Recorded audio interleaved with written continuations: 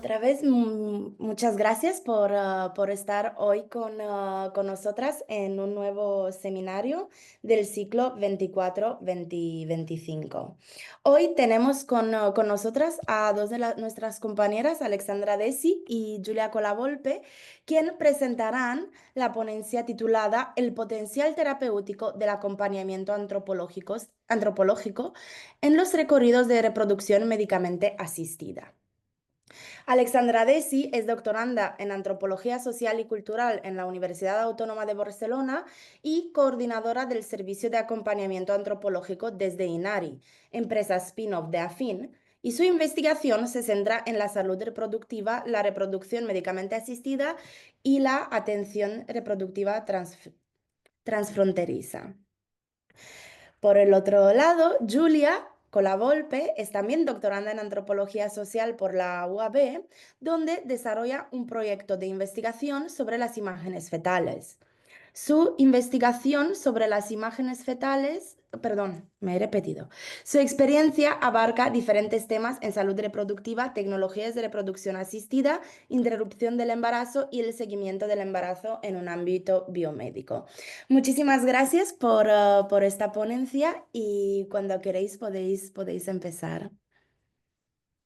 Muchas gracias, Zenaida. Voy a compartir pantalla. Pues muchísimas gracias a todas las personas que han entrado en este seminario. Somos Alexandra Dedí y Giulia Colavolpe Severi, como nos acaba de presentar Zenaida. Y antes de empezar, queríamos aprovechar para dar las encarecidas gracias, no sé si se dice, a todo el equipo organizativo del seminario, porque la verdad es que lo hacen muy ameno y sabemos que es un gran trabajo. Entonces, esta presentación se basa en nuestra experiencia como investigadoras desde la antropología social y cultural que han formado parte de este proyecto de acompañamiento antropológico que se inició desde AFIN. Como sabéis, AFIN no solamente es un grupo que hace investigación, sino que también apuesta mucho por la transferencia de esta investigación o de los resultados de la investigación a la población general, ¿no? A la población general quiere decir pues todas las personas no expertas desde la antropología social y cultural en las temáticas sobre las cuales hacemos acompañamiento. Y una de las maneras en las que realiza este trabajo de transferencia es bajo la forma de servicios de consultoría y servicios de acompañamiento que van dirigidos a las personas, los individuos y también a las instituciones, ¿no? En tanto que nosotras hacemos investigación en el campo de la antropología médica, la antropología de la salud reproductiva y sexual y la antropología de la reproducción, pues estamos hablando de instituciones de salud, hospitales, clínicas, pero también escuelas, instituciones educativas, en el caso de Sexafin y demás. Entonces, en esta presentación os hablaremos de la experiencia que hemos tenido, que estamos teniendo en el servicio de acompañamiento antropológico, que va dirigido en particular a las personas y a los y las profesionales de la reproducción médicamente asistida, ¿no? En este caso. Precisar en esta introducción que este es un servicio pionero en España, que fue ideado, pensado, construido, propuesto por Diana Marre, la directora de AFIN, y en el cual pues Giulia y yo, entre otras personas, hemos estado y estamos trabajando. En esta presentación empezaré dándoos información sobre el contexto en el cual se desarrolla este servicio para que nos podáis situar. Hablaremos de los orígenes también del servicio, cómo nace, en base a qué y con qué objetivos y a qué necesidad responde, ¿no? Y luego Giulia os hablará de cómo trabajamos básicamente, cómo se desarrolla este servicio y compartiremos algunos retornos que hemos tenido por parte de las personas que hemos acompañado sobre este potencial, ¿no? Terapéutico del acompañamiento antropológico. Aquí podéis ver que he pasado la diapositiva, ¿no? Sí, súper. Entonces, algunas informaciones sobre el contexto vinculadas a la reproducción médicamente asistida. Hoy en día, cada vez más personas recurren a la reproducción médicamente asistida para reproducirse. Veis aquí un dato impactante de la Organización Mundial de la Salud que indica que 1 de cada 6 personas experimenta la infertilidad en el curso de su vida reproductiva, ¿no? Y es en Europa y en Estados Unidos que se realizan casi la mitad de los tratamientos cada año en el mundo, pero más de la mitad de los países del mundo practican la reproducción médicamente asistida, ¿no? Y es una práctica común para responder a la infertilidad. En algunos países el porcentaje de nacimientos después de tratamientos es bastante impactante también. En el caso de España, para la cual tenemos datos de la Sociedad Española de Fertilidad, en el último informe de 2022, los datos más recientes que tenemos indicaban que los nacimientos después de tratamientos ya representaban un 12% del total, ¿no? Del nacimiento, de los nacimientos en un año. Entonces, estamos hablando pues de muchas personas, ¿no? Que pasan por estos recorridos. Y el segundo dato de contexto que os quería dar en relación a España se vincula con este mapa que veis en pantalla. Digo en relación a España, pero en relación al mundo entero y en Europa en este caso en particular. Y es que este mapa da cuenta de las diferencias en términos de legislaciones para el acceso y la práctica de la reproducción médicamente asistida. Cada país legisla de forma diferente. Aquí en este mapa los veis clasificados los países europeos según su grado de inclusión. Y pues estos criterios de los cuales estamos hablando son los límites de edad, quién tiene acceso según el modelo familiar, ¿no? De las personas, mujeres solas, parejas del mismo sexo, etc. Aquí estamos hablando de políticas reproductivas, ¿no? ¿Quién puede acceder a estos tratamientos y quiénes no? Y estas diferencias de legislaciones han generado un fenómeno creciente desde principios de los 2000, que es el de los viajes reproductivos transfronterizos, ¿no? Es decir, muchas personas viajan, se desplazan para acceder a tratamientos de reproducción médicamente asistida en Europa, a los cuales no podrían acceder en su país de origen, ¿no? Pues porque sobrepasen el límite de edad autorizado por la ley o porque en algunos casos, en algunos países, solo las parejas heterosexuales pueden acceder a tratamientos, etc. También, obviamente, las personas viajan pues, para acceder a tratamientos de mejor calidad, con menos tiempos de espera, etc. Esto ha generado un fenómeno entonces de movilidades muy importantes y os estoy explicando esto porque el primer país de destino de estos viajes en Europa, en términos de cantidades, ¿no? de personas que viajan, es España. España por el desarrollo que ha tenido de la medicina reproductiva y también porque tiene un sistema privado con muy pocas restricciones, ¿no? No hay límite legal de edad y tanto las mujeres solas como las parejas de mujeres pueden acceder. Obviamente si se lo pueden costear, ¿eh? Esto es otro tema, aunque no menos importante. Entonces, este es el público al que va dirigido este servicio de acompañamiento, ¿no? Las personas nacionales o extranjeras en España que pasan por recorridos reproductivos, por tratamientos de reproducción médicamente asistida, por cuestiones de infertilidad médica, ¿no? Que sería la que se relaciona con una enfermedad, una condición médica o un tratamiento de una enfermedad que haya afectado su capacidad reproductiva o una infertilidad social, ¿no? El hecho de no tener pareja o no tener pareja que tenga los gametos del sexo opuesto. Y la edad también se incluye dentro de este concepto de infertilidad social, ¿no? Porque no es ninguna enfermedad. Entonces, dicho esto, y pasando a la cuestión de los orígenes del servicio, este nace de la investigación, obviamente. AFIN tiene un recorrido, incluso antes de llamarse AFIN, de más de 30 años en el campo de la reproducción. Y podríamos decir que en este recorrido hay dos etapas claves que posteriormente marcarán la confirmación y configuración de este servicio. La primera se inicia en el campo de la investigación sobre la adopción y de un retorno por parte de las personas que participaban a las entrevistas, a los grupos focales, sobre los beneficios que habían sacado del hecho de encontrarse en estos espacios de diálogo y de escucha con las antropólogas que llevaban a cabo estas investigaciones, ¿no? Un retorno en el que decían que era la primera vez que se habían sentido escuchadas y comprendidas en sus recorridos, que además se siguió posteriormente este retorno por diversas tomas de contacto por parte de estas personas en las que se expresaba la voluntad, el interés en volver a generar estos espacios y también peticiones para las antropólogas, o sea, hacia las antropólogas, para, pues, de alguna información o respuestas a preguntas que habían visto que podían obtener por parte de las antropólogas, ¿no? La segunda etapa clave es la que se da en el marco de la investigación sobre los recorridos de reproducción médicamente asistida, en las que se evidenciaron dos cosas particularmente importantes, ¿no? En primer lugar, la cuestión de la ultra especialización, ¿no?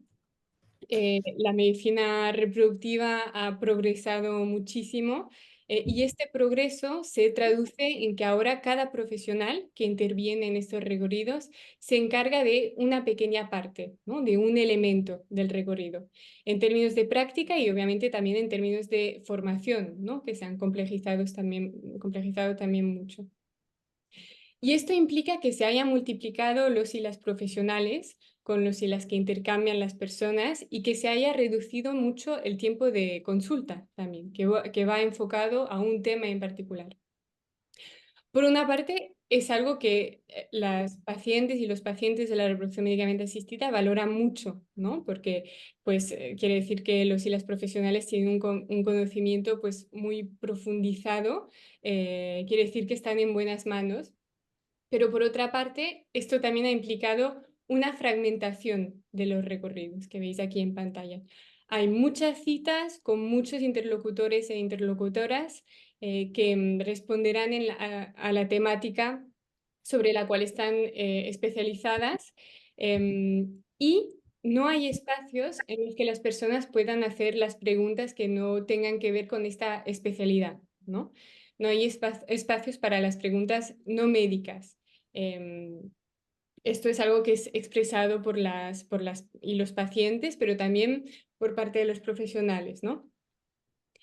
Y como os podéis imaginar, en los recorridos de reproducción médicamente asistida, pues hay muchas de estas preguntas. Después Julia os dará algunos ejemplos, pero para daros un ejemplo, por parte de los profesionales, Afine entrevistó a una profesional quien dijo que sus consultas duraban 15 minutos, y iban muy enfocadas a una cosa y por suerte no duraban más porque fuera de esta cosa en particular pues no tenía como la formación y los conocimientos para tratarlos, ¿no? Además, a nivel de la cultura popular, todas las tecnologías suscitan inquietudes generalizadas, ¿no? Y la fecundación in vitro, los tratamientos de reproducción médicamente asistida no son una excepción. Hay muchos titulares sensacionales sobre personas que reciben, por ejemplo, el transfer del embrión de otra pareja. Hubo uno de nuevo ayer que nos vino desde Estados Unidos. Pajuelas intercambiadas, estereotipos, etcétera. Dudas que no necesariamente una paciente o un paciente se atreve además a compartir con el personal de la clínica misma, ¿no? Por lo tanto, en los recorridos de estas personas se evidencian estos gaps, ¿no? Estas brechas durante los cuales las personas, pues, como lo decía, como le explica aquí, de hecho, una persona entrevistada, pues están muy solas, ¿no? Con sus preguntas y sus preocupaciones no médicas. Y el segundo punto, en segundo lugar, lo que evidenció la investigación es que en España, a diferencia de en otros países como el Reino Unido o los Países Bajos, la lista de especializaciones que se encuentran en estos recorridos no incluyen a profesionales de las ciencias sociales, ¿no? En nuestro entorno médico-sanitario español.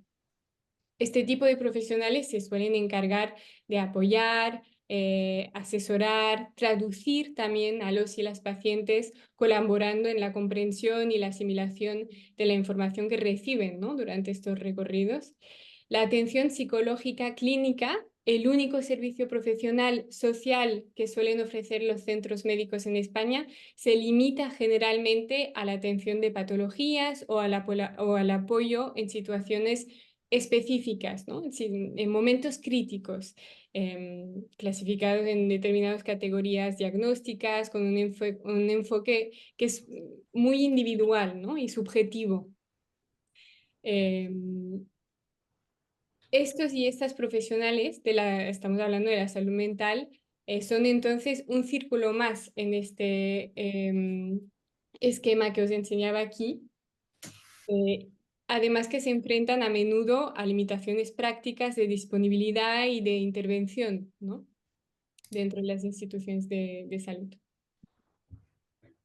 Sin embargo, la investigación desde las ciencias sociales ha demostrado que las decisiones y los procesos relacionados con la salud implican situaciones que no necesariamente responden a una patología psicológica, sino que responden a una situación vital, contextual y relacional, ¿no?, de las personas. A menudo se trata de situaciones que pueden dificultar la comprensión de un diagnóstico, la gestión de los tratamientos, y que pueden afectar a la relación con los profesionales médicos sanitarios, ¿no?, y reducir la satisfacción no solamente del o de la paciente, sino también del o de la profesional, ¿no?, lo que también afecta, pues, a la organización y a la eficacia de la atención sanitaria. La investigación en antropología social y cultural ha demostrado ampliamente que no existen comportamientos o respuestas personales o grupales universales, ¿no?, sino que las respuestas que dan las personas dependen del contexto familiar y social en el que viven, así como de su contexto histórico y geográfico, ¿no? Por lo tanto, la diversidad de respuestas y actitudes que no se corresponden con ciertas expectativas no son necesariamente desviaciones, anomalías o patologías, sino que son diferentes estrategias de afrontamiento basadas en experiencias de vida y experiencias de vida y culturas heterogéneas, ¿no? Y esto nos lleva al núcleo de este servicio, a sus fundaciones, de las que os hablará ahora Julia. Así que le paso la palabra. Muchas gracias, Julia. Muchas gracias a ti, Alex, por la presentación hasta ahora y por haber introducido toda la ponencia y todo el tema. Yo retomo desde aquí. Vale, perfecto, hemos pasado. Perdonad, habrá una serie de intercambio entre yo y Alex. ¿Puedes pasar la diapo? ¿Puedes volver atrás? Pido disculpas desde ahora. Este punto que mencionaba Alex de la salud social es crucial para este servicio. Los determinantes sociales de la salud, que ya se encuentran en la Constitución de la Organización Mundial de la Salud, que ya dentro de poco cumplirá 80 años, incluyen la situación vital y esos elementos económicos y políticos, además de la vivienda y otros más factores que conforman su situación de vida. Un ejemplo clásico de los aspectos sociales, sobre todo importantes en infertilidad, es el ejemplo del género, ¿no? Si adoptamos una mirada performativa y discursiva al género, vemos que, como han señalado antropólogas pioneras del estudio de la infertilidad como Galen Becker, que escribió un libro maravilloso sobre este tema, la infertilidad impide realizar plenamente este rol de género, sobre todo para quien tiene asignado el rol de mujer, el rol de género como mujer, porque hay una parte enorme de este rol de género que es vinculada al concebir, llevar a cabo el embarazo y parir, de todos esos aspectos físicos y sociales de la maternidad. Y de allí, por ejemplo, es uno de los puntos bajo los cuales, de los puntos de vista bajo los cuales podemos ver el gran disconfort y sufrimiento que desencadena esta condición de la infertilidad. Podemos pasar a la siguiente. Claro, pero ¿qué es lo que hacemos, no? Ahora algunos de vosotros os estarán preguntando. Pues ofrecemos un acompañamiento con 4 pilares. Por un lado, ofrecemos un espacio de palabra completamente libre porque no tiene una finalidad curativa en sí, que se basa en la escucha, en el diálogo.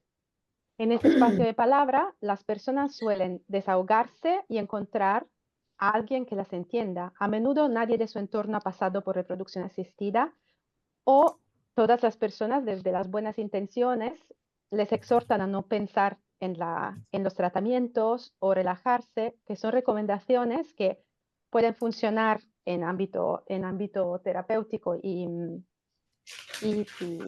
sanitario, pero así en el día a día no funcionan porque por la estructura iterativa de los tratamientos que van por etapas y por la incertidumbre del resultado, que nunca está garantizado, el recurrido ocupa una parte enorme de la vida, del pensamiento, la vida emocional, la vida intelectual, la vida cognitiva de las personas. La escucha que como antropólogas hemos entrenado en las entrevistas en profundidad, sin juicio y abierta conocedora de la diversidad de las realidades personales es lo que hacemos servir aquí, sin la finalidad de solucionar problemas en este momento. Y con las herramientas de la investigación cualitativa que son ir en profundidad dentro del sistema de creencias de cada uno. Por ejemplo, ¿por qué para ti es importante el parentesco biogenético? ¿O qué es el parentesco biogenético para ti? ¿O qué es la concepción natural? ¿O tener hijos? Yo creo que aquí la aportación fundamental de la antropología es saber manejar el constructivismo, o sea, la idea que hay una dimensión discursiva de la realidad material que no es necesariamente material de por sí, sin tener que usarlo para dar enseguida una solución antes de que esta persona sea lista para hacerlo. La observación de la realidad de cada uno es útil también para acercar a las pacientes al contexto social y la cultura médica. No es una casualidad que yo soy italiana, Alex es francés, somos de los países de donde vienen la mayoría de las personas que viajan a España para su recorrido reproductivo. Porque una parte enorme de los tratamientos de reproducciones tiene que ver con cómo se hacen las cosas en la práctica en ese país y en esa clínica donde se encuentra la persona en específico. Entonces, hay también la influencia del contexto legal, cómo se interpreta en cada organización, y son tratamientos en los que ocupa un lugar muy grande lo material, lo tecnológico, como estaba diciendo antes Alex, la tradición médica. Y la tradición médica que hace que, por ejemplo, muchas veces las pacientes se encuentren entre dos tradiciones médicas distintas del país donde residen, en el país donde están haciendo el tratamiento, donde médicos distintos que las siguen pueden tener opiniones distintas sobre algunos tratamientos. Tenemos también la posibilidad de responder a cuestiones legales o técnicas, ofreciendo un espacio en el cual conceptualizar. Por ejemplo, hemos acompañado a personas en la búsqueda del lugar adecuado para hacer su tratamiento, ya que no en todos los países de destino de los tratamientos reproductivos son vigentes las mismas normas. Hemos ayudado a entender por qué legalmente no es posible en España, por ejemplo, entre otras cosas, orientar la búsqueda de las donantes o de los donantes de gametos según los criterios personales de los receptores y dónde viene el modelo de atribución entre donante y receptora. Tenemos también una bolsa de recursos que hemos ido acumulando a medida que íbamos intercambiando con las personas y que hemos ido acumulando por la investigación. Las personas que llegan a tratamiento transfronteriza, a veces una parte de este grupo puede estar muy quemada, muy cansadas y llevan ya meses o años recibiendo malas noticias y haciendo búsquedas constantes relativas a su condición, búsqueda de tratamientos, búsqueda de clínicas, y agradecen mucho que les hagamos de filtro para encontrar esos recursos específicos que les van bien a ellas en ese momento sin tener que pasar por lecturas o webs que pueden serles incómodas en un momento de dificultad. Pueden ser asociaciones, grupos que hacen quedadas, redes sociales, foros. Yo creo que ya nos lo conocemos casi todos. Les damos ideas de lecturas, incluso películas o artistas o obras de arte y no menos importante, los recursos académicos, que hemos visto que muchas personas se han acercado a la literatura académica sobre estos temas.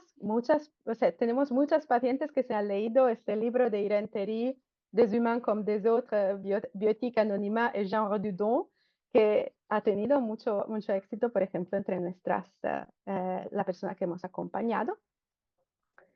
Y en cuanto a los aspectos socioculturales, último pero no más importante, esta es una forma de aplicar la expertise profesional, ya que hemos comprobado a lo largo de los años del servicio que no es posible brindarlo con la calidad que lo caracteriza si no se tiene una especialización en ciencias sociales cualitativas muy robusta.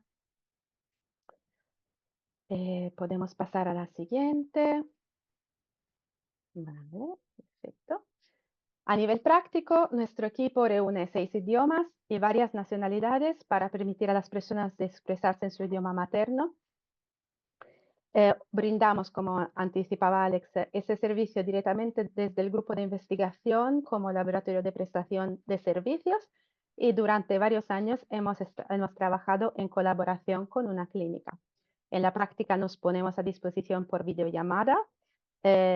No solo, porque esto también es importante, enviamos mensajes en ocasión de vetas o pérdidas gestacionales al final del recorrido. Entonces, esto puede ser sistematizado a todas las personas que están haciendo el tratamiento en la clínica, o es la persona misma que nos informa de los avances de su recorrido y nosotras podemos estar pendientes del resultado. El apoyo comunicativo en este sentido fluidifica la comunicación entre las personas y su entorno médico. ¿Y por qué decía que no solo estamos a disposición por videollamada? Porque podemos también acompañar a las visitas, porque es una forma de ayudar a las personas a retener los conceptos y poder conversar sobre la consulta con más neutralidad que, por ejemplo, ser acompañado por un familiar con el cual a lo mejor algunos aspectos íntimos no queremos compartirlo, o con una amiga. Tenemos esta posición un poco más neutral que permite que con nosotras se habla del tratamiento a 360 grados. Antes mencionaba los momentos. Claro, este acompañamiento que damos es muy flexible en la base de la demanda de las personas. 2 puntos hemos visto que nuestra labor puede ser particularmente relevante. El primero es a principios de recorrido, cuando la persona acaba de llegar y aterrizar, ya sea en su tratamiento en España o su tratamiento en general.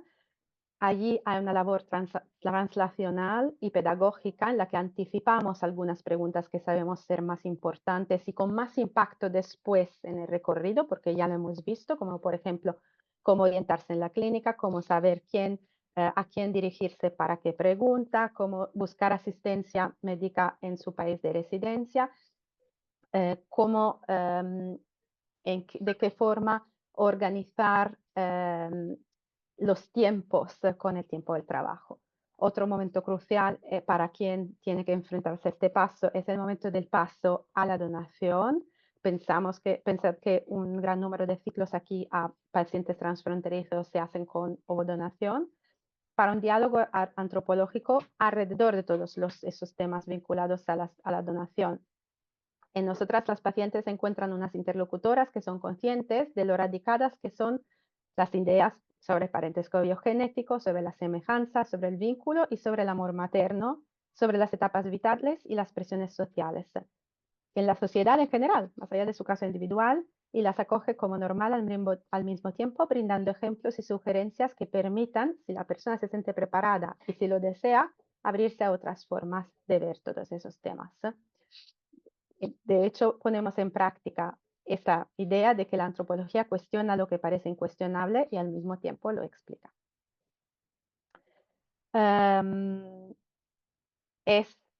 Creo también interesante saber que esto es un servicio que puede tomar distintas formas y que no tiene una regularidad en el tiempo. Se puede entrar en contacto con nosotras para una consulta puntual y luego hacer, bueno, otras cosas. Hay quien quiere hablar con nosotras,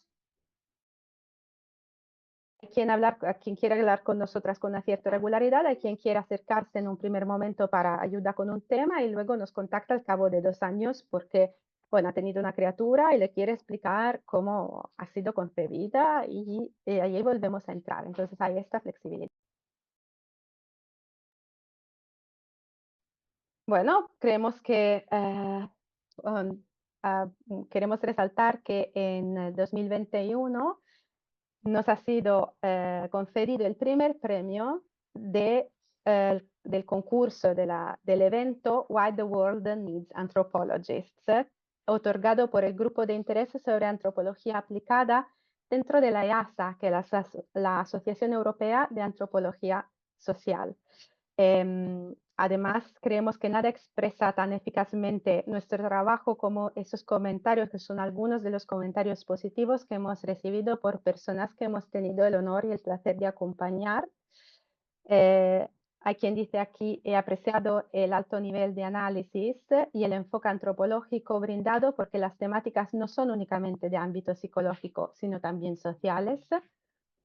Hay quien ha apreciado la escucha de alta calidad, la capacidad de contestar con gran delicadeza y tacto a nuestras preguntas y el diálogo sin interrupciones. A diferencia de los intercambios con los médicos, lo que estaba comentando antes Alex, para los cuales el tiempo siempre parece limitado, aquí se tiene la impresión de que el interlocutor tiene todo el tiempo del mundo para escucharte. Es lo que permite, ¿no? Expresarse completamente y avanzar. Para concluir, podemos decir que terapia, en su significado más etimológico, significa solución de un problema de salud y creemos que ese potencial terapéutico quizás pueda residir, en nuestra opinión, en el hecho de que como antropólogas tenemos una parte activa en estos recorridos a través de nuestra escucha y de los recursos de la disciplina que finalmente pueden permitir solucionar algunos problemas vinculados con el ámbito de la salud y en general, más allá del problema concreto, permiten mejorar la salud social. Vale. Y aquí pues os agradecemos muchísimo la escucha y estamos a disposición para cualquier pregunta que os surja y si tenéis dudas o queréis saber más sobre algunos temas. Gracias. Muchísimas gracias, Julia. Muchas gracias también a Alex, que ha repartido la primera parte.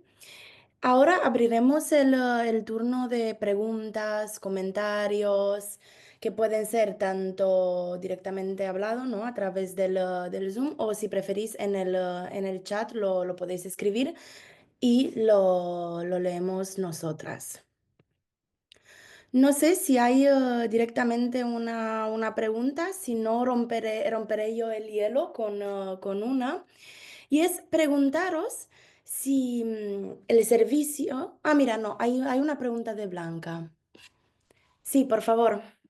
Hola, pero no tengo problema, ¿eh? Puedo ir después de ti. No, adelante, adelante. Tengo todo el tiempo luego, si no preguntar. Vale, perdona, voy a encender la cámara para que podáis ponerme cara. Bueno, muchísimas gracias a las compañeras por la presentación. Yo quería hacer un par de preguntas. Bueno, yo estoy haciendo una tesis doctoral sobre reproducción asistida, estoy en el último año, pero bueno, quería haceros unas preguntas, sobre todo como docente de una asignatura que damos en la Universidad de Granada, que se llama Profesionalización de la Antropología y que tiene que ver con posibles salidas laborales para la antropología más allá de la academia y que justo acabamos de empezar. Y bueno, he visto este seminario y me parecía como súper interesante. Lo que os quería preguntar es, ¿os dedicáis a esto como un trabajo fuera de vuestra práctica investigadora? ¿Estáis como dedicando a esto como una profesión aparte o a todo unido? Si nos pudierais contar un poco sobre eso, creo que bueno, sería muy interesante para cualquier bueno, antropóloga que pueda pensar bueno, en trabajos, ¿no? Y la otra pregunta que os quería hacer, esto ya sí un poco más desde la investigación, tiene que ver con, bueno, dudas éticas, posibles conflictos, preguntas, sobre todo de orden ético, bueno, que os puedan surgir o que os estén surgiendo en los acompañamientos. No lo sé, no sé si esta pregunta os genera algo, pero bueno, esto era lo que quería plantear. Muchísimas gracias. Muchísimas gracias, Blanca. Julia, empiezo yo si quieres. ¿Sí? Sobre la primera pregunta de la profesionalización, nosotras, en primer lugar, somos investigadoras. Entonces, o somos doctorandas o estamos doctoradas en este campo. Y este servicio, como es un servicio de transferencia de la investigación, no existe sin la investigación. Es decir, todas hacemos investigación para dar este servicio y obviamente pues este servicio hace un retorno a la investigación. Las consultas de acompañamiento no son entrevistas de ninguna manera, no obstante, obviamente todo el conocimiento generado a través de estos acompañamientos también nutre nuestra investigación, pero seguimos haciendo investigación porque no, tenemos que estar muy actualizadas, digamos, en las informaciones que transmitimos también. Entonces, forma parte del día a día. Hacemos investigación y también hacemos esta parte de acompañamiento. No sé si te respondo así. Y sobre, Julia, ¿quieres responder a la segunda? Sí, sí, claro, es una pregunta muy pertinente. ¿Puedes hacer algún ejemplo? Porque como es que venimos de una disciplina que es la antropología, que siempre tiene muchísimos dilemas éticos, todo el rato, todo el rato, todo el rato, todo el rato. Entonces, al final, ya hay tanto dilema ético con un simple, entre comillas, trabajo de campo, que como nuestro listón ya es muy alto y quería saber si tienes como, si quieres desarrollarlo un poco más. Claro, bueno, tampoco lo tengo muy claro, ¿eh? Yo bueno, estoy en mi último año de tesis y he estado investigando pues la construcción del vínculo biológico con, bueno, la toma de decisiones en la construcción del vínculo biológico con gametos donados. Lo que me he encontrado es que hay muchas tensiones y muchos debates en algunos casos, ¿no? En las participantes que se pueden leer o que se pueden definir también desde los debates feministas, ¿no? Sobre si esto, utilizar gametos donados es lo más ético o no, bueno, este tipo de preguntas que pueden surgir, ¿no? También el debate sobre el trabajo clínico, este tipo de cuestiones. Entonces me preguntaba... bueno, yo lo estaba planteando ahí porque eso es lo que estoy yo pensando ahora, ¿no? Pero bueno, me imagino que, en fin, como tú dices, puede ser muy amplio, ¿no? Pero bueno, sí, no sé si os ha surgido alguna cuestión así. No, bueno, no lo sé, sí, era una pregunta bastante abierta. Sí, sí, no, entiendo el sentido en que lo dices. Em, yo te repito, como venimos todas con una gran tradición de trabajo de campo, las que hemos trabajado en este servicio siempre, yo creo que esto ya lo manejamos como una situación de campo normal, porque en cualquier campo tú tienes muchísimo, muchísimo conflicto. Yo hago ecografía, seguimiento del embarazo y todo un debate enorme de eugenesia allí dentro, por ejemplo. O sea, yo creo que ha habido, o sea, justamente como decíamos antes, como decía antes Alex, eh, hay algunos temas que han sido presentados siempre como más candentes, pero si los miras muy bien, muy, muy bien, y desde adentro, te das cuenta que quizás no son tanto más candentes que otros. Son quizás más polarizados, son quizás más instrumentalizados, son quizás más declinados en formas con un cierto lenguaje o con unas ciertas temáticas, pero no son tanto más candentes que éticamente que otros. Sí. Creo que cuando los aprendes a deconstruir, ves todas estas matices. No sé si te he contestado.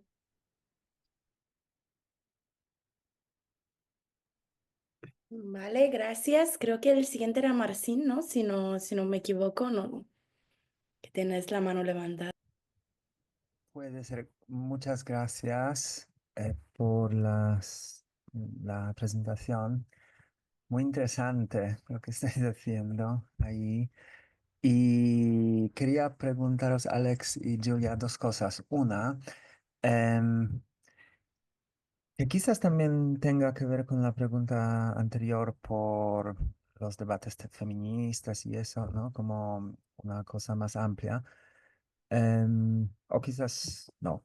Em, ¿Cómo habéis elegido la clínica? Porque habéis mencionado que colaboráis con una clínica, ¿no? Si han habido justo algunos criterios éticos o feministas u otros, no sé, o simplemente es una clínica más grande o una donde hay muchos pacientes extranjeros. ¿Cómo ha sido esto, no? Y si también colaboráis con otras clínicas. Eso es una cosa. Y otra cosa, ¿qué tipos de tratamientos hacen sobre todo las personas que vienen desde Francia y las que vienen desde Italia? ¿Hay diferencias? ¿Es como diferente quizás por los contextos desde los cuales vienen o no? ¿O son tratamientos parecidos? Y también si vienen pacientes de algún otro país o son sobre todo estos dos. Así brevemente. Gracias. Muchas gracias, Martín. Sobre la clínica, entonces, este servicio se declina de dos formas, directamente desde el grupo de investigación, desde el laboratorio de prestación de servicios o, como decía, pues efectivamente podemos colaborar con instituciones de salud. Esta clínica fue la primera clínica en la que se propuso este tipo de servicio. En realidad, no se escogió en base a ningún criterio, sino que fue al principio de todo, Diana Marre se encontró con el director de esta clínica en un plató de televisión. Y salió en su conversación todo esto es lo que había evidenciado la investigación, ¿no? Lo que decía al principio. Y en esta conversación, pues, el director de la clínica le dijo, ¿y por qué no nos haces una propuesta de servicio? Así nació. No es que nosotras escogiéramos una clínica, sino que surgió la idea en el marco de este encuentro. Entonces, en base a esto, se propuso hacer un proyecto piloto, ¿no? De servicio externo y luego se implementó como servicio externo en esta clínica.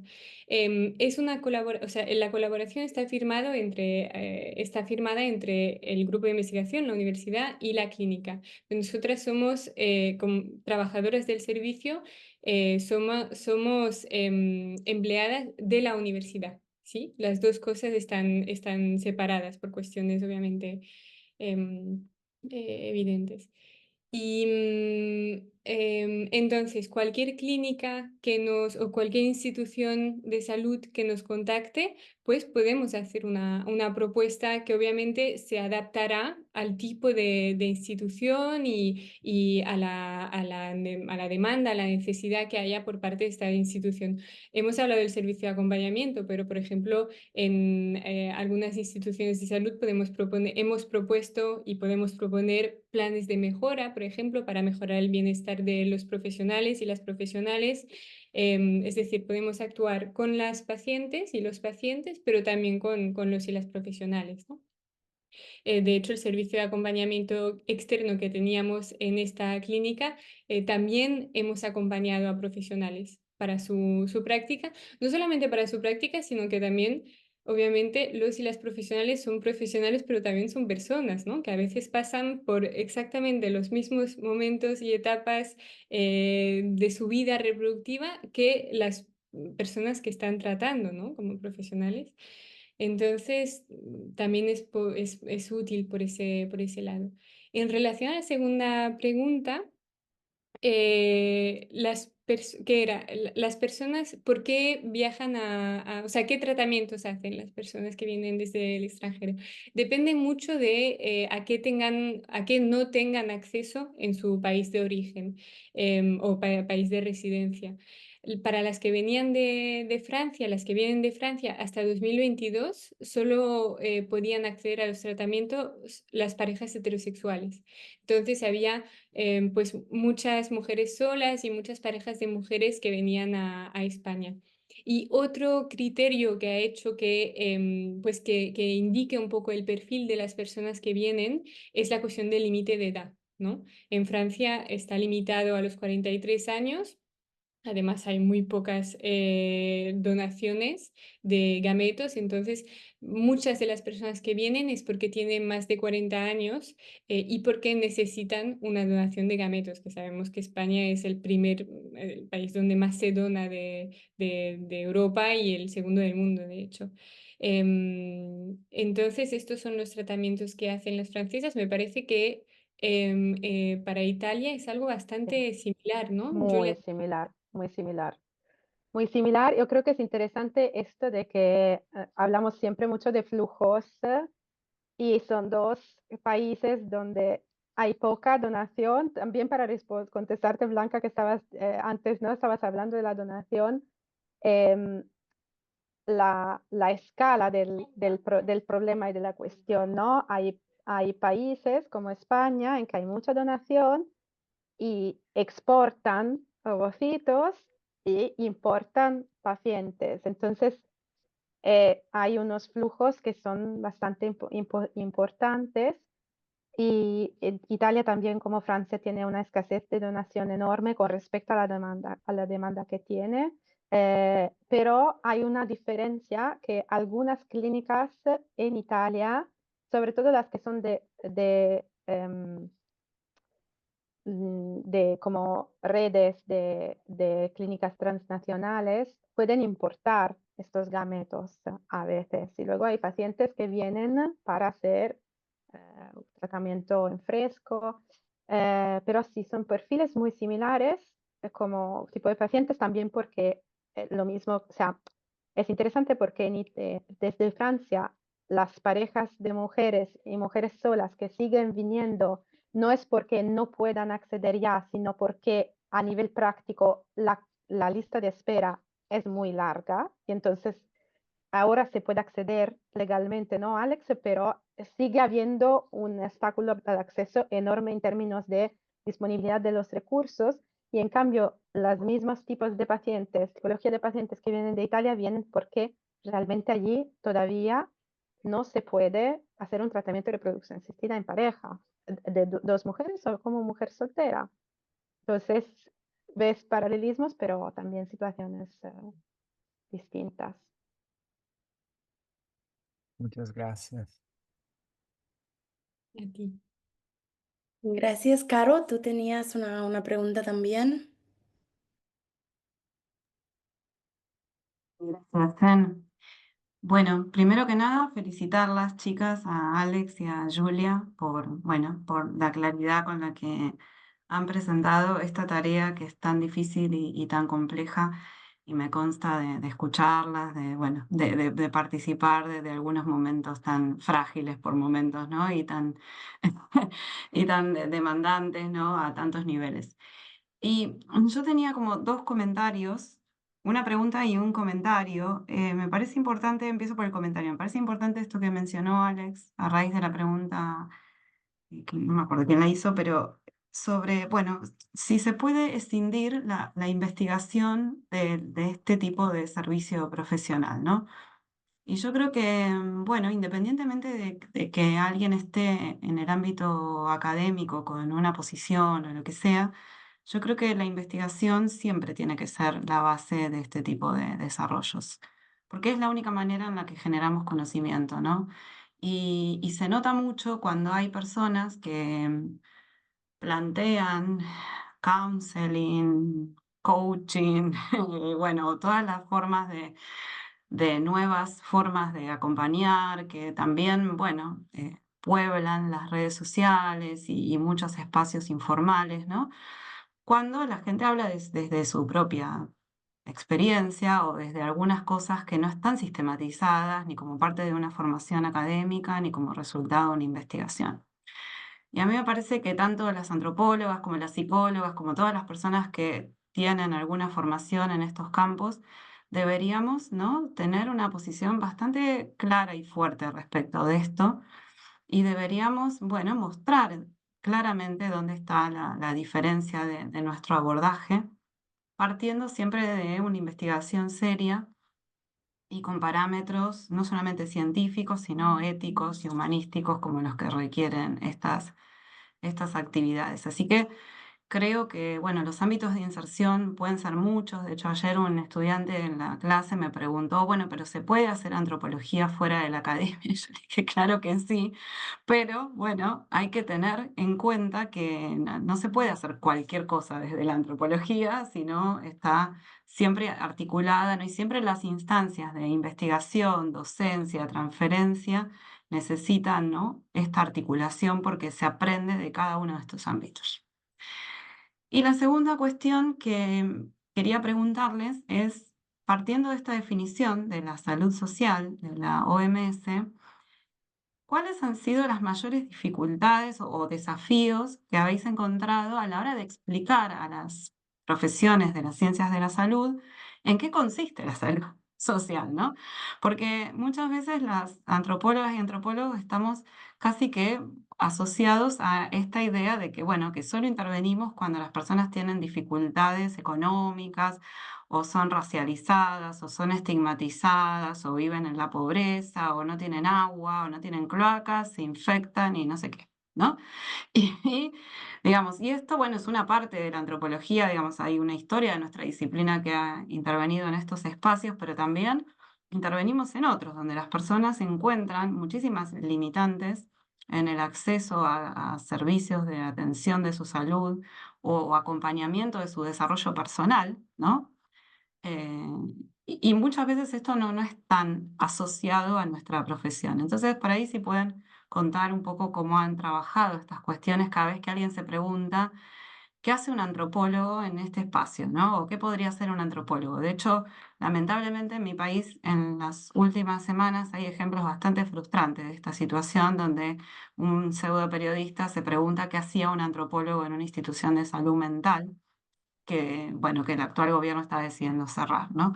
Entonces, como muchas veces puede pasar esto, ¿no? De saber, bueno, ¿y qué vendría a ser un antropólogo aquí que no podamos hacer nosotras o nosotros? Bueno, esta es la pregunta. Em, Gracias, Caro, porque sí, efectivamente, como tú bien dices, cuando hay el antropólogo siempre tiene que haber la viuda y el huérfano, ¿no? Como siempre todo, estamos, como si estuviéramos solo en estos contextos. Yo creo que una cosa que nos ha ayudado para que las profesionales de salud supieran qué es lo que hacíamos era ayudarles a reconocer sus ángulos muertos. ¿Sabes cuando estás con la bici detrás de un bus y el bus tiene un punto, tiene el Punto ciego, retrovisor? digamos, el El punto punto ciego. ciego, ¿no? Que viene del hecho de que hay una cuestión de pedagogía y traslado y traducción de la ciencia. Yo puedo saber hacer ciencia y medicina, pero no necesariamente puedo saber traducirla para quien no la conozca, si hay un punto en el que esta persona que no la conoce se encalla. No sé, yo me acuerdo una vez que hice una consulta con una persona que estaba extremadamente preocupada porque tenía que hacer una segunda consulta eh, y no le cuadraba el porqué. Y, y la respuesta está en un trozo de plástico. O sea, en el país donde vive, la sonda para hacer un cierto examen de un tipo, aquí era de otro y se tenía que estar seguros de que esa sonda funcionara. Ahora lo digo por encima, pero esta es una parte muy importante, o sea, la parte de acercar la medicina a la persona de una forma que la pueda entender dentro de su contexto. Y, y otro ejemplo de cuando se ha entendido nuestra labor. Un ejemplo que ha sido eficaz para que entendieran nuestra utilidad era cuando se daba un paso a un tratamiento con gametos donados, ¿vale?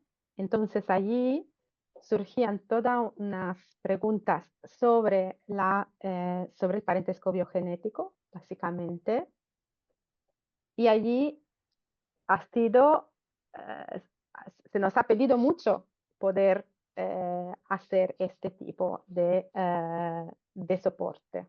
Entonces, creo que más que por concepto, o sea, creo que más que por concepto general, esto se entiende con unos puntos específicos en los que el profesional de salud se da cuenta que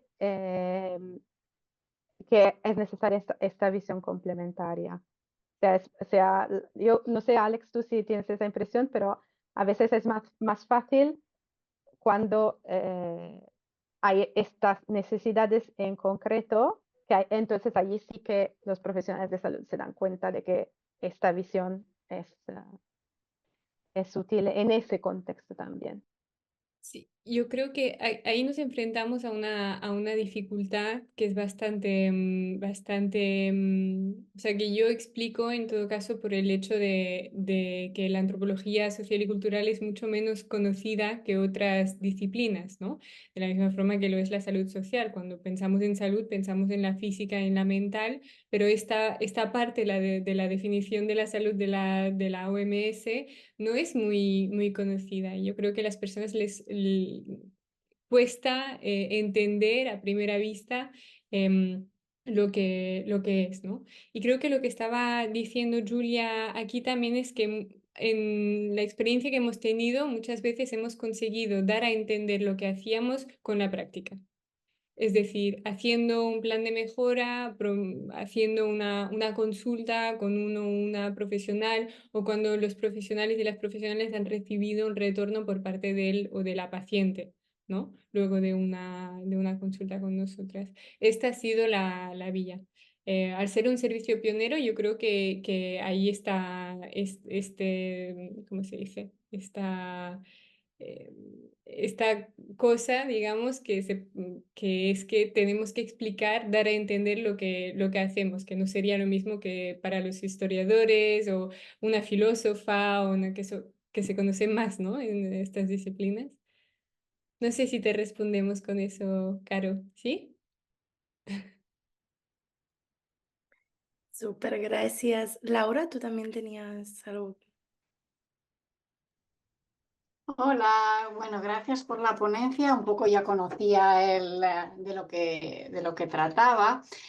Siguiendo un poco esta última pregunta, ¿no? De un poco de la marca diferencial de vuestro trabajo, ¿no? Yo cuando me formé en psicología reproductiva estudié un máster en la Universidad de Barcelona y el título del máster se llama Psicología de la Reproducción Humana Asistida, dos puntos, aspectos biopsicosociales. Y aquí lo que os quería preguntar, ¿no? Y de ese máster han salido muchísimas psicólogas reproductivas con las que continuamos en el colegio de psicólogos, en grupos de trabajo, etcétera. Y yo os quería preguntar, esta visión de que el psicólogo en reproducción asistida es un psicólogo clínico que trata como patología, ¿de dónde la habéis sacado? ¿O de dónde, qué profesional os ha dicho eso? O sea, porque me llama mucho la atención con lo que yo veo de lo que hacen ellas y de lo que hacemos, vaya.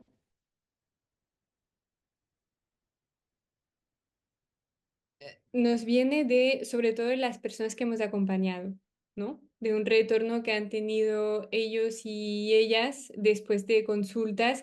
Estamos hablando de las consultas, no de una consulta que se encuentra por fuera de la institución de la salud, ¿eh? Obviamente, en AFIN también tenemos una parte de las investigadoras e investigadores que son psicólogos y psicólogas sociales. Los tenemos muy cerca y vemos también lo que pueden aportar por el lado de la salud mental, ¿no? Pero sí, por parte de los y las pacientes que nos hemos encontrado en estas instituciones de salud, pues es el retorno que hemos tenido cuando han tenido una consulta. Y como decía, también sabiendo cómo funcionan estas estructuras, ¿no? Que a menudo pues, los y las psicólogas de estas instituciones nos explican, ¿no? Las personas son muchas y finalmente no se puede proponer no hay mucha disponibilidad, ¿no? Entonces es cuando intervienen estos momentos muy críticos, ¿no? De los tratamientos. No Claro, de pero aquí, por ejemplo, yo me pregunto, claro, entiendo que el vuestro es un tratamiento que se incluye, claro, un psicólogo se lo van a tener que pagar aparte, eso es una evidencia, entonces, ¿esto de alguna manera les incluye dentro del tratamiento? ¿Lo pagan aparte? Dependiendo si es directamente desde el laboratorio de prestación de servicios, se paga aparte, obviamente. Nos pagan directamente al grupo de investigación. Y si es dentro de una institución de salud, pues depende de la modalidad que se haya acordado con la institución. A veces vienen algunas consultas incluidas y otras veces, pues no. Si la persona quiere seguir, tendrá que ser directamente desde el grupo de investigación. Mm. Sí. Vale, y después sobre a lo que habla, ay, perdona, ¿querías añadir algo? No, no, que justamente o sea, es muy bonito que estés aquí aportando esta mirada, porque la verdad ha sido siempre muy beneficioso el seguimiento en paralelo. Nosotras tenemos una o sea, siempre hablamos de seguimiento complementario, porque muchas de las personas que acompañamos también se siguen en psicología. Esto es interesante, ¿no? Tienen esas dos, ¿no? Es como si fueran los tres pilares del biopsicosocial, el médico y la clínica cubren el bio, el psico y el social. Entonces, cuando hemos visto que había personas que, pese a tener su seguimiento o por tener su seguimiento, pues nos buscaban también y nos parece una complementariedad muy bonita y también nos alegramos que vengan, como tú dices, generaciones de nueva formación de psicología que tienen esta formación, porque esto va a ser increíblemente beneficioso para las pacientes y vais a hacer una gran diferencia. Claro, a mí me cuestionaría, ¿no? O sea, no sé si, bueno, entiendo entonces que hacéis reuniones de equipo donde hay diferentes profesionales, porque en algún momento, ¿no? de la charla hablabais, por ejemplo, de estrategias de afrontamiento, de aspectos emocionales, de duelos, ahí todo puesto. Y claro, yo me pregunto hasta qué punto supervisáis porque claro, hay una delgada línea roja entre que a una persona, entre el sufrimiento de una persona, ¿no? Y tú decías, vienen muy cansadas, muy agotadas. Eso también los coaches y ¿no? y los counsels y toda esta gente de internet también juega un poco con eso, que es un poco ambiguo cuando alguien necesita ir a un psicólogo, ¿no? Y entonces, evidentemente, nosotras como psicólogas, ¿cuántas veces nos ha llegado gente muy tarde? Y dices, y no es porque no estuviesen quizás, sino porque el coach le decía, sigue, sigue, continúa, persevera, o cosas de estas que dices, ostras, ¿cómo os Ya, aseguráis? ya, ya. ¿Cómo Nos os aseguráis aseguramos siempre, mira, desde la primera contacto, siempre les decimos que no es absolutamente ni su reemplaza ni es o sea, es incompatible con el seguimiento psicológico y marcamos muy claramente que no es o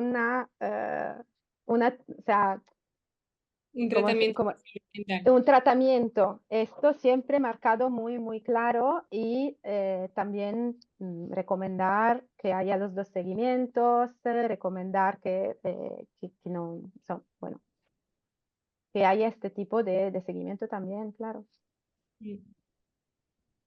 Sí, obviamente nosotras tenemos la posibilidad de preguntar a los psicólogos y las psicólogas sociales que trabajan también para FIN.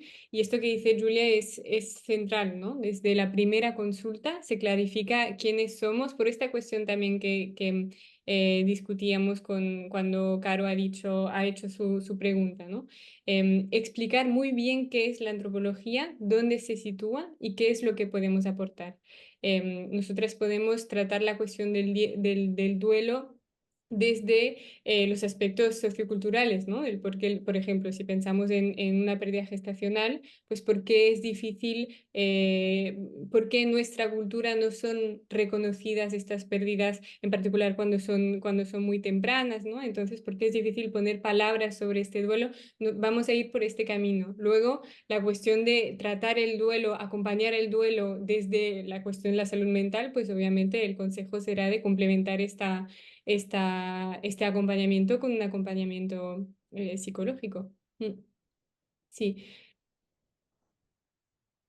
Creo que hay clínicas o hay otras clínicas, ¿no? Por lo que oigo de tal, que de alguna manera esta figura se enfoca, ¿no? En alguien que, bueno, que no sé qué formación puede tener, pero está en el ámbito de la atención al paciente internacional, ¿no? Que sería como si dijésemos un paciente que queda un poco descolgado en todas partes por la dificultad del lenguaje y por eso quizás también es como un lugar, ¿no? También una puerta de entrada para vosotras, por eso, precisamente, pero que en otros no es como que han puesto otro tipo de figura más quizás incluso más comercial, que puede un poco algo hacer, un poco también cosas de esa función de que yo un poco me sonaba de esto que explicabais también.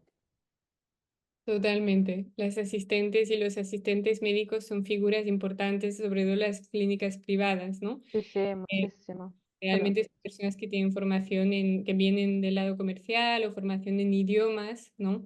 Que también son intermediarios, ¿no? Entre pues, él o la paciente y los y las profesionales de la salud. Sí. sí, sí, es verdad que hay esta parte.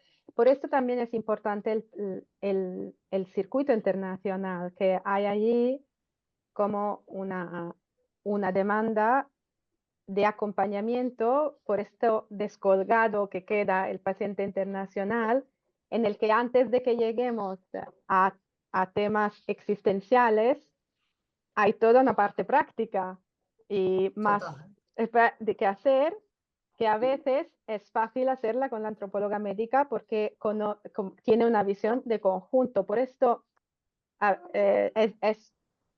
como decir, antes de llegar al terreno de la psicología, Sí, cuánto sí, sí. recorrido para un paciente internacional. Entonces nosotras nos situamos en ese recorrido que es bastante a valle de lo que podría ser la atención psicológica, que está más a monte, pero hay toda esta parte y por esto hay este tipo de seguimiento.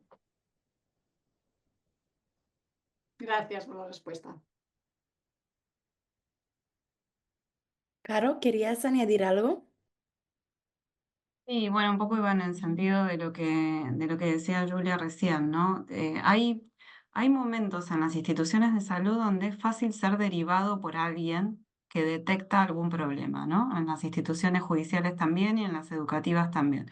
Pero hay otras personas que no son derivadas por nadie a nada. Entonces, muchas veces este momento, ¿no? En el que podemos intervenir las- en antropología puede ser crucial porque, bueno, le pasa, bueno, no sé, a mí me pasa como migrante, ¿no? Que no me entero de las cosas, digamos, y si cuando tengo un problema de salud antes me tendría que haber enterado de muchas otras, ¿no? Antes de llegar a buscar.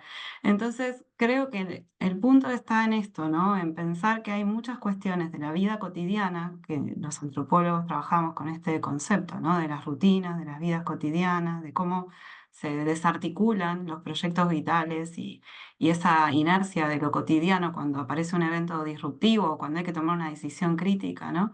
Me parece que ahí es donde está el punto y siempre pensando que las cosas no son ¿no? Creo que muchas personas tienen la fortuna por su condición de clase y por la posibilidad de acceder a este tipo de instituciones, de optar por todos los recursos posibles que las instituciones les puedan brindar, cosa que muchas otras personas no las tienen, ¿no?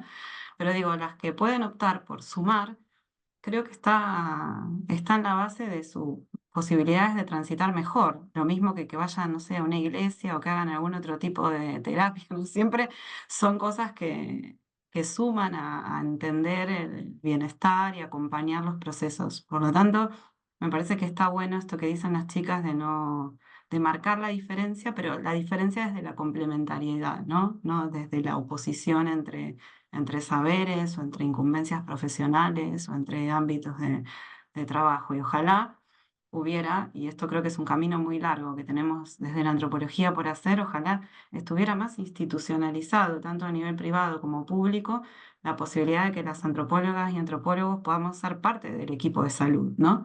Y que también entonces tengan acceso a las personas por la seguridad social y no solamente quienes pueden pagar. Pero bueno, creo que en muchos países estamos lejos de esto y bueno, será la lucha de las nuevas generaciones, capaz, ¿no?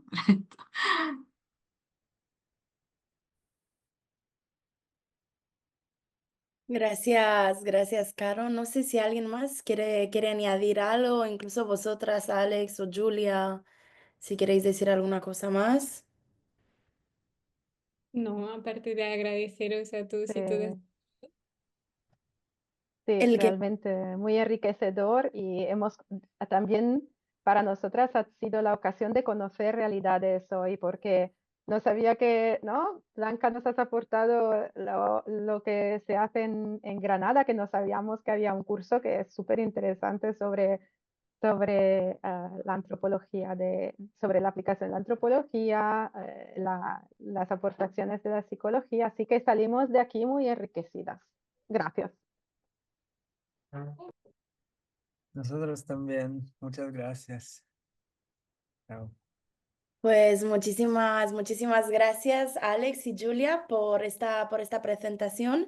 Muchísimas gracias a todas las personas asistentes y recordad de rellenar el formulario de satisfacción que tenemos en el chat y por si queréis compartir este seminario dentro de unos días estará disponible en el canal de YouTube. Muchísimas gracias por la asistencia y la presentación. Gracias. Adiós.